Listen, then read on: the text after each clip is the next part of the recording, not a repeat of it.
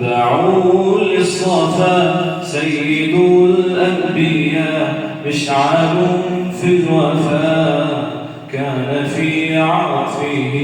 لليتامى دفاع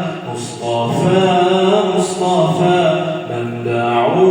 للصفا سيد الأنبياء مشعل في الوفاء كان في عطفه لليتامى دفاع حن قلبي له فاض شوقا إليه ليس أرجو سوى شوبة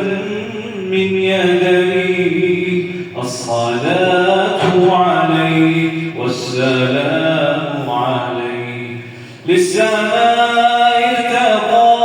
فأتى بالنقى وغدا وجهه نيرا